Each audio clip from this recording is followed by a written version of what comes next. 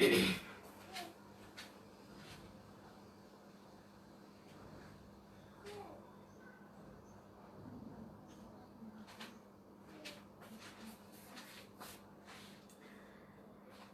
শহরে আছে অনেক গলি আঁকাবাঁকা, এই শহরের কারখানাতে ঘুরে কলের চাকা। আসসালামু আলাইকুম সুপ্রিয় শিক্ষার্থী বন্ধুরা, সবাই কেমন আছো? নিশ্চয় ভালো আছো এবং বাসায় বসে পড়াশোনা চালিয়ে যাচ্ছ। আজকে তোমাদেরকে বাংলাদেশ প্রাথমিক শিক্ষক @ICT অনলাইন স্কুল পেজে স্বাগত। সুপ্রিয় শিক্ষার্থী বন্ধুরা, আজকে আমি তোমাদের পঞ্চম শ্রেণীর বাংলা বিষয় নিয়ে আলোচনা করব। তো তার আগে আমি আমার পরিচয়টা দিয়ে নিচ্ছি। আমি সালমা আক্তার লিপি, সহকারী শিক্ষক, পূর্ব চরুরিয়া সরকারি প্রাথমিক বিদ্যালয়, সদর নোয়াখালী। সুপ্রিয় শিক্ষার্থী বন্ধুরা, বলতে পারবে গত ক্লাসে তোমাদের কি নিয়ে আলোচনা করেছি, কোন পাঠটা নিয়ে? বন্ধুরা ধন্যবাদ। গত ক্লাসে আমরা আলোচনা করেছি শব্দ দূষণ কবিতার প্রথম অংশ নিয়ে, ঠিক আছে? তো বলতে পারবে শব্দ দূষণ কবিতার প্রথম অংশে আমরা কি কি আলোচনা করেছি? কেউ বলতে পারবে? ধন্যবাদ। তাহলে আমরা শব্দ দূষণ কবিতার কি কি আলোচনা করেছি? আমরা প্রথমে কবি পরিচিতিটা জানলাম, এরপরে যুক্ত বর্ণ জানলাম, যুক্ত বর্ণ বিভাজন করে শব্দ গঠন, এরপরে বাক্য গঠন করতে জানলাম। তারপরে কি কি শিখেছি আমরা? হ্যাঁ, নতুন শব্দ। একটা নতুন শব্দ বলো দেখি। ধন্যবাদ, নিশিরাত। ঠিক আছে, নিশিরাত শব্দের অর্থটা হচ্ছে কি? গভীর রাত। আচ্ছা, আর কি শিখেছি? হ্যাঁ বন্ধুরা, আর শিখেছি যেটুকু অংশ পড়েছি আমরা ওইটুকু অংশের মূল ভাবটা জানলাম। তারপরে আর কি জানলাম? হ্যাঁ, প্রশ্নের উত্তর জানলাম। একটা বাড়ির কাজ দিয়েছি, সেটা কি করেছো? আমি জানি তোমরা বাড়ির কাজটা করেছো, তো তার জন্য তোমাদেরকে অসংখ্য ধন্যবাদ। এবার আসো আজকের পাঠে। আমরা আজকে পড়বো শব্দ দূষণ কবিতার দ্বিতীয় পাঠ এবং শেষ পাঠটাই, ঠিক আছে?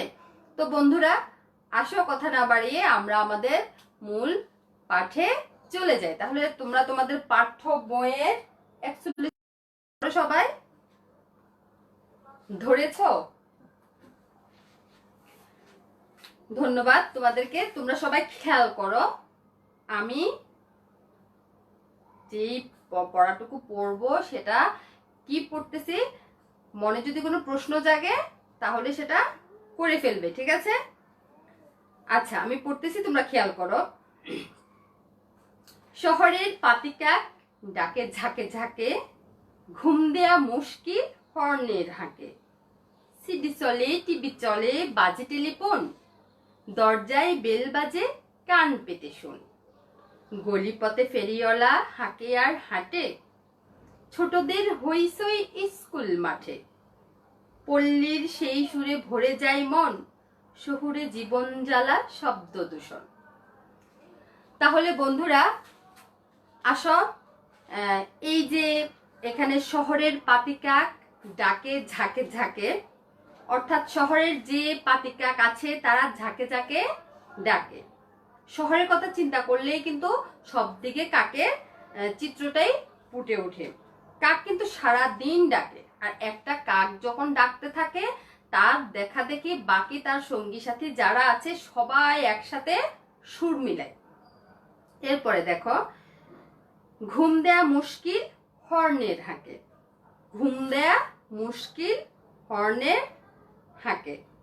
আমরা যারা শহরে বাস করি, তোমরা যারা দেখছো, একটু ঘুমাবার শান্তিও নেই। আর রাস্তার পাশে যাদের বাসা তারা কিন্তু সে হর্নের শব্দে আসলে ঘুম দেয়াটা মুশকিল হয়ে যায়। এরপরে দেখো, সিডি চলে, টিভি চলে, বাজে টেলিফোন, অর্থাৎ এছাড়াও বিভিন্ন শব্দের কথা, বিভিন্ন ধরনের শব্দের কথা বলা হয়েছে। যেমন দোকানে দোকানে সিডি চলে, টিভি চলে, তারপরে কলিং বেলের শব্দ, এগুলো সব কিন্তু আমরা প্রতিনিয়ত দেখি। বা শুনতে পাই। এরপরে দেখো, গলিপথে ফেরিওয়ালা হাঁকে আর হাঁটে। গলিপথে ফেরিওয়ালা, তাহলে আমাদের যে গলিপথ আছে সেখানে কিন্তু সারাদিন একজনের পর একজন কি করে ফেরিওয়ালা আসতে থাকে আর হাঁকে। হাঁকে মানে কি? ডাকা। এই যে ফেরিওয়ালারা খুব জোরে জোরে চিৎকার করে ডাকে না, সেই ডাকার কথাই বলেছে। এছাড়াও ছোটদের হইচই স্কুল মাঠে, ছোটদের যে স্কুল মাঠে হইচই সেটাতে কিন্তু কানটা একেবারে ঝালাপালা হয়ে যায়। তো এখানে সেই কথাই বলা হয়েছে। এরপরে দেখো, পল্লীর সেই সুরে ভরে যায় মন, অর্থাৎ আমরা যে গত ক্লাসে পড়েছি গরু ডাকে, হাঁস ডাকে, কবুতর ডাকে, বা গাছে হাজার পাখি মানে শত পাখি ডাকে, রাতের বেলা কি করে জোরে কুকুরে চিৎকার করে উঠে, তাহলে এগুলা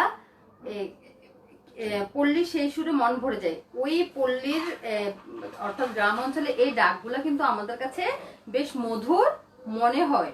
আর শহরে জীবন জ্বালা শব্দ দূষণ, ঠিক আছে, শহরের জীবন জ্বালাটা আসলেই খুবই জ্বালাময়। এই যে শব্দ দূষণটা শহরে খুব বেশি, যার কারণে আমাদের শহরের চেয়েও গ্রামে বেশি ভালো লাগে। এই দুইটা লাইন এই কিন্তু আমাদের খেয়াল করলে বুঝবা যে কবিতার মূল ভাবটা কিন্তু এই দুইটা লাইন দিয়ে বোঝানো হয়েছে। অর্থাৎ আমরা যে কবিতার যে অংশটুকু এখন পড়লাম, এটা কি আমরা যদি আসে যে মূল ভাব লিখো, তাহলে কি এই মূল ভাব আমি যা বললাম এই এতটুকু কি মূল ভাব লেখা যাবে? না বন্ধুরা, এতটুকু লেখা যাবে না।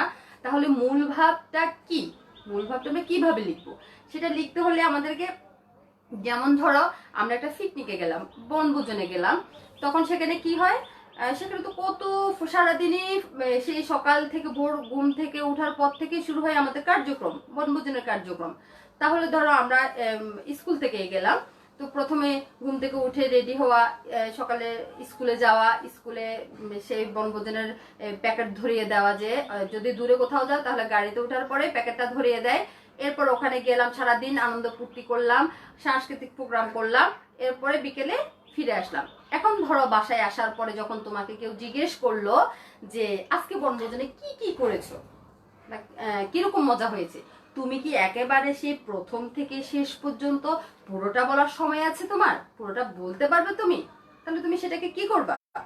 সেটাকে তুমি সংক্ষেপে বলে বলবা যে প্রথম স্কুলে গেলাম, ওখান থেকে গাড়িতে উঠলাম, গাড়িতে সকালে নাস্তাটা দিয়ে দিল, এরপরে স্পোর্টে গেলাম, ওখানে একটু খেলাধুলা করলাম, দুপুরে খাবার খেলাম, সাংস্কৃতিক অনুষ্ঠান হলো, এরপরে সাংস্কৃতিক অনুষ্ঠানে ওখানে কিছু পুরস্কার বিতরণ করলো, এরপরে আমরা বাড়ি ফিরে আসলাম।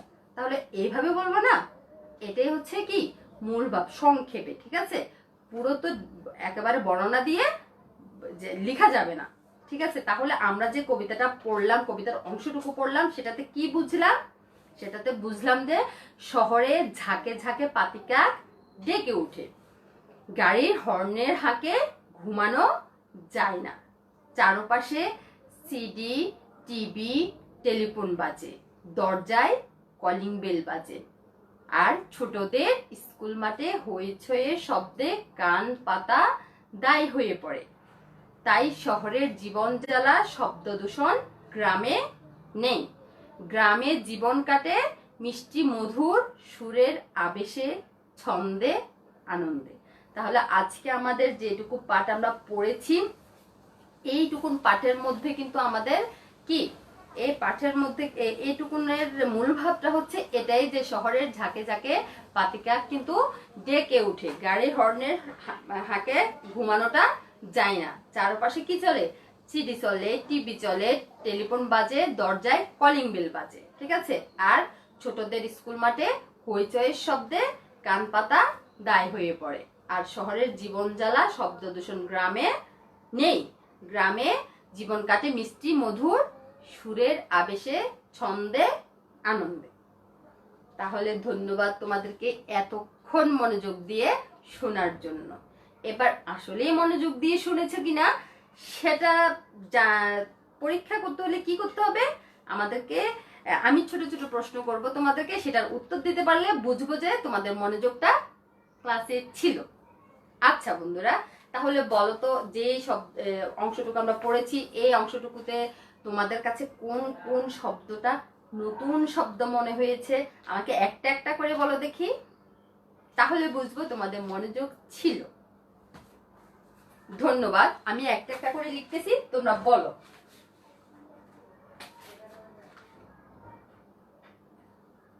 নতুন শব্দ, আর এটা হচ্ছে শব্দের অর্থ।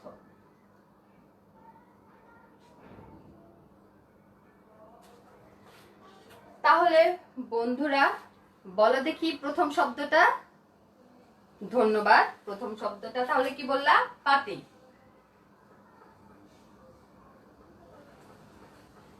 এরপরে দ্বিতীয় শব্দটা কোনটা তোমাদের কাছে নতুন শব্দ মনে হয়েছে? ধন্যবাদ। মুশকিল। তাহলে কি? মুশকিল।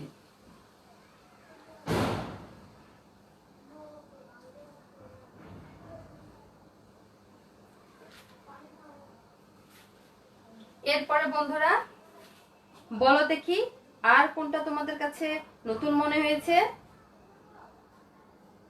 দরজায় বেল বাজে, এ বেল। তাহলে বেল। আর কোনটা কি নতুন মনে হয়েছে? হ্যাঁ, ফেরিওয়ালা।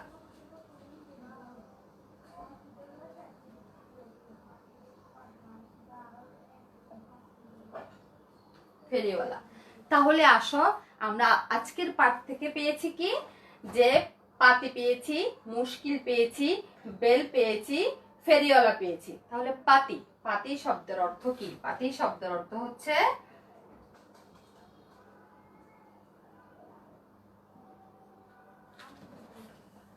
পাতি কাক, মানে ছোট ছোট কাক। এরপরে দেখো মুশকিল।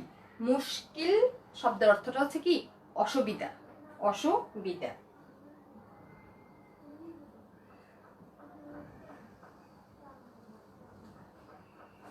এরপরে বেল, ঘন্টা।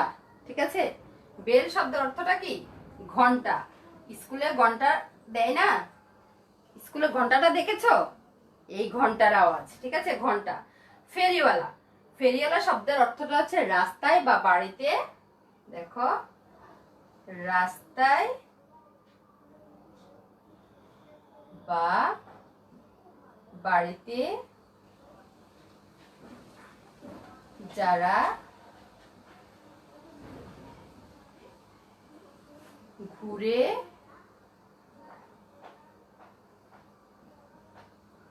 জিনিসপত্র বিক্রি করেন।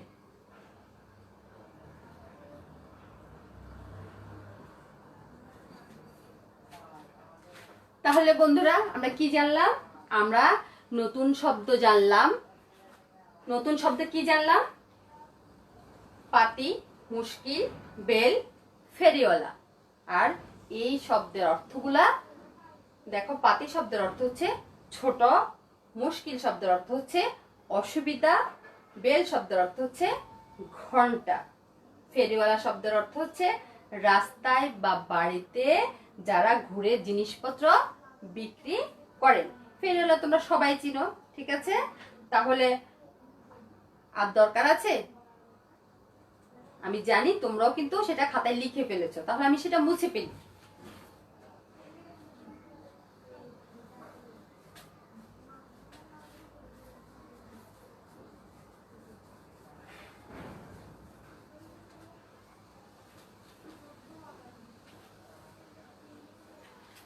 এবার আসো বন্ধুরা, আমরা কিন্তু প্রত্যেকটা ক্লাসে আমি বলি যে আমরা যে যুক্ত বর্ণগুলা বিভাজন করে শব্দ গঠন করে বাক্য গঠন করতে পারি, আমাদের ওই যুক্ত বর্ণগুলা যদি আমাদের প্রতিদিনের পাঠে থাকেও আমাদের ওগুলো দরকার নেই।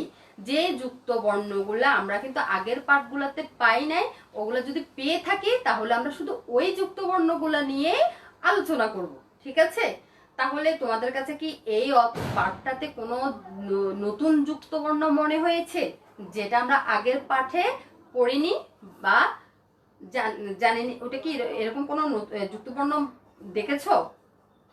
বলো দেখি, একটা একটা দুটা বলো দেখি। হ্যাঁ বন্ধু, আছে আমাদের এখানে দুটা যুক্তবর্ণ আছে, যেটা আমরা আগের ক্লাসে পড়ি নাই। তাহলে আসো, যেমন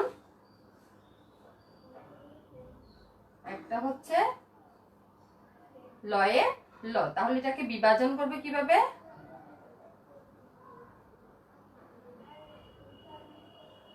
এটা দিয়ে শব্দ হবে কি? আমরা মেন বই থেকে দিই পল্লী।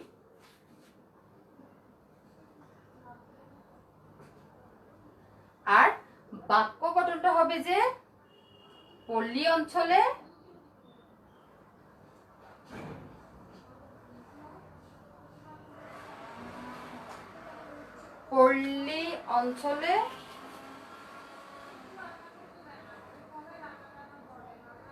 শব্দ দূষণ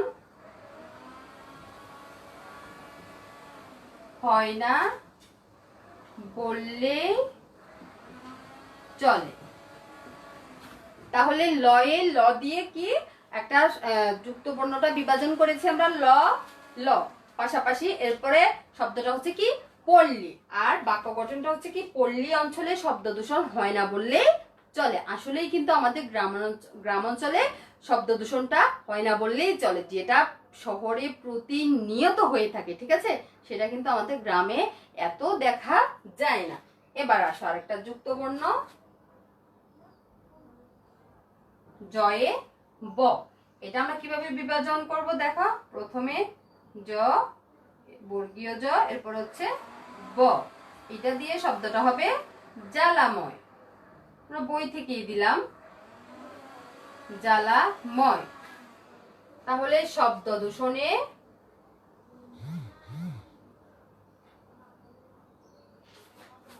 শহরের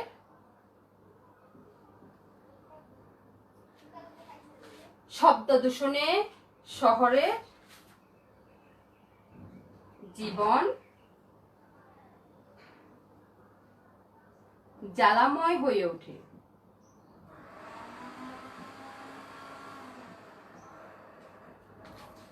তাহলে আমরা কি জানলাম? আমরা দুটা যুক্তবর্ণ সম্পর্কে জানলাম, একটা হচ্ছে ল ল আর একটা হচ্ছে জয়ে ব। এটা বিভাজন করলে হবে বর্গীয় জ এবং ব, আর শব্দটা হবে কি জ্বালাময়। এরপরে আসো, এটা দিয়ে বাক্য গঠন হবে যে শব্দ দূষণে শহরে জীবন জ্বালাময় হয়ে উঠে। তাহলে বন্ধুরা, আশা করি এগুলো তোমরা লিখে ফেলেছো। এবার আসো একটা প্রশ্ন জিজ্ঞেস করি তোমাদেরকে, প্রশ্ন দিই, পারো কিনা দেখি।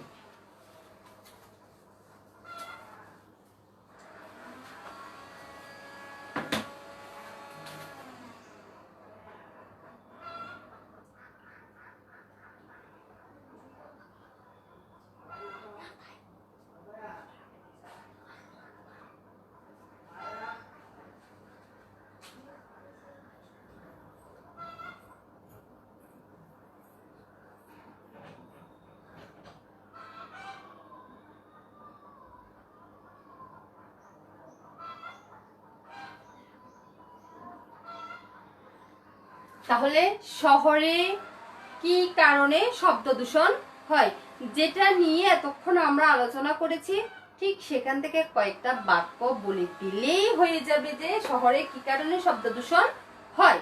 তাহলে দেখো, আমি তোমাদেরকে লিখে দিচ্ছি, তোমরা লিখে নাও যে শহরে নানা কারণে শব্দ দূষণ হয়ে থাকে।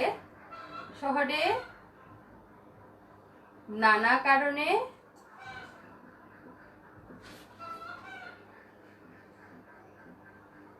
শব্দ দূষণ হয়ে থাকে।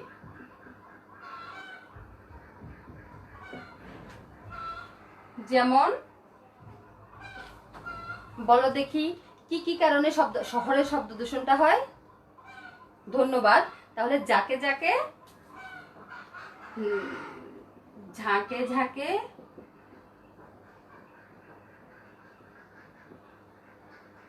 পাতিকাকে,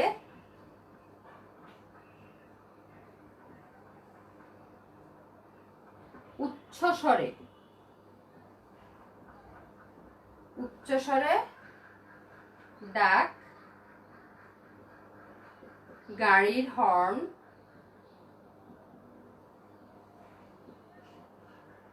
তারপরে কলিং বেল, তারপরে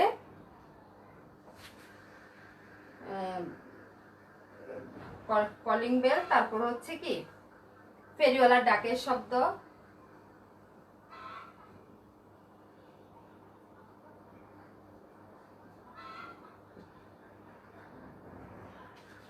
ডাকের শব্দ, বিদ্যালয়ের মাঠে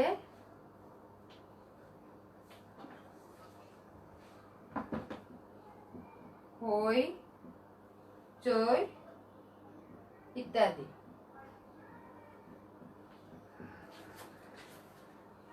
তাহলে আমরা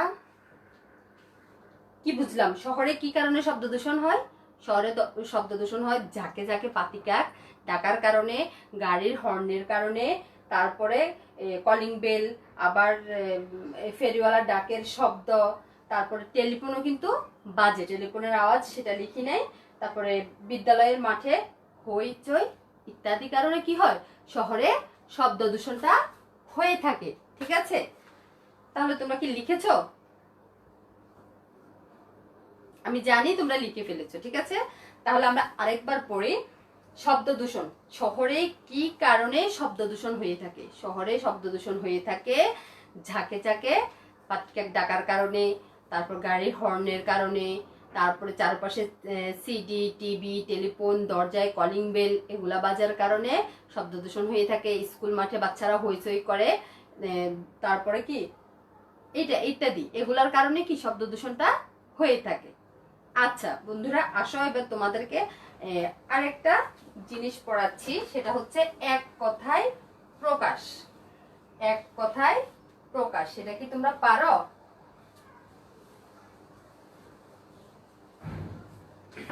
অর্থাৎ শব্দের অর্থেরই মতো। ঠিক আছে, এক কথায় প্রকাশ। তাহলে দেখো, যেটা আমরা ক্লাস 3 থেকে তৃতীয় শ্রেণী থেকে করে আসছি, তো এই পাঠে কিছু এক কথায় প্রকাশ মনে হয়েছে আমার কাছে, যদি পরীক্ষায় আসে তো আমরা জেনে নিলে একটু ভালো হয়। ইচ্ছা করলে খাতায় লিখে নিতে পারো, না হলে মুখে মুখে বললেও হবে।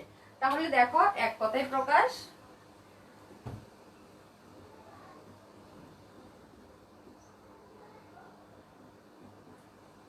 এক কথায় প্রকাশ।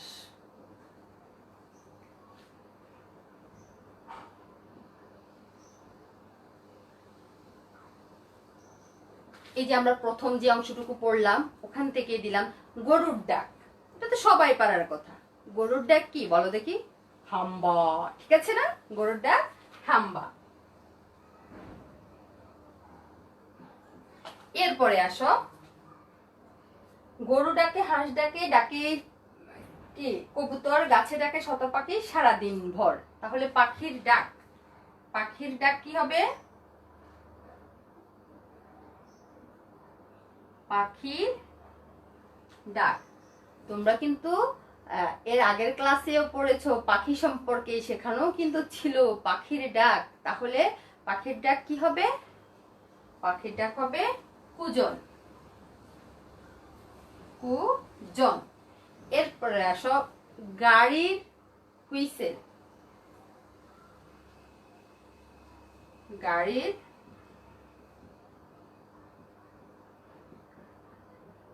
হুইসেল মানে কি? হর্ন। এরপর দেখো, গলির ভিতর,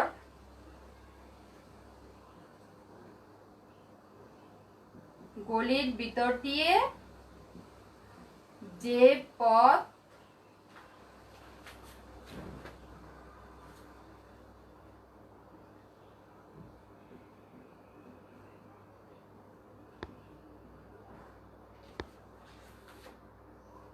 তাহলে গলির ভিতর যে পথ সেটা কি? গলিপথ। তাহলে আমরা চারটা এক কথায় প্রকাশ জানলাম। কয়টা? চারটা। কি কি? গরুর ডাক হাম্বা, পাখির ডাক কুজন, যেমন কুকুরের ডাকও আছে, কুকুরের ডাকি ঘেউ ঘেউ, ঠিক আছে। তাহলে এরপরে হচ্ছে কি গাড়ির হুইসেল, হর্ন, গলির ভিতর দিয়ে যে পথ, গলিপথ। ঠিক আছে বন্ধুরা? আচ্ছা, এবার তোমরা খাতায় বাড়ির কাজটা লিখে নাও।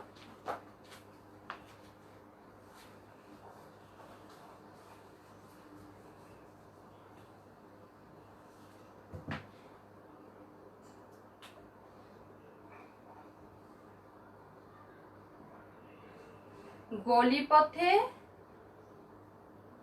ফেরিওয়ালা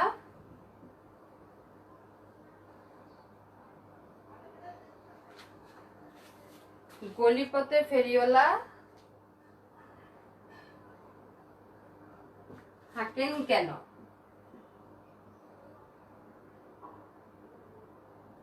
চারটি বাক্যে লিখে নিয়ে আসবে, চারটি বাক্যে লিখো। তোমরা হাঁকে সেটা কি সেটাও জানো। হাঁকে শব্দের অর্থ কি? ডাকে, জোরে, যে ফেরিওয়ালারা জোরে জোরে ডাকে, সেই শব্দটাকে সেটাকে বোঝানো হয়েছে। তাহলে তোমাদের বাড়ির কাজ থাকবে কি, গলিপথে ফেরিওয়ালা হাঁকেন কেন, এটা কয় বাক্যে লিখবে? 4 বাক্যে লিখবে। ঠিক আছে?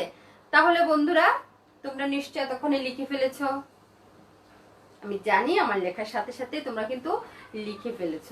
তাহলে আজকে আমরা অনেক কিছুই জানলাম। কি জানলাম বলতে পারবে? আজকে আমরা আমাদের শব্দ দূষণ কবিতার দ্বিতীয় পাঠটা থেকে মূল ভাবটা কি সেটা জানলাম, তারপরে নতুন শব্দ জানলাম, যুক্ত বর্ণ জানলাম, তারপরে কি জানলাম? প্রশ্নের উত্তর জানলাম, আবার এক কথায় প্রকাশও জানলাম, আবার বাড়ির কাজটাও দিয়ে দিলাম। ঠিক আছে? তাহলে লক্ষ্মী ছেলে মেয়ের মতো বাড়ির কাজটা করে ফেলবে। আগামী ক্লাসে আমি তোমাদের বাড়ির কাজটা আমি দেখতে চাই। ঠিক আছে? তাহলে বন্ধুরা তোমাদের সাথে আমার আগামী ক্লাসে আবার দেখা হবে। সে পর্যন্ত তোমরা সবাই ভালো থেকো, সুস্থ থেকো। ঠিক আছে? এবং পরিবারের সাথে থেকো। আল্লাহ হাফেজ। আসসালামু আলাইকুম।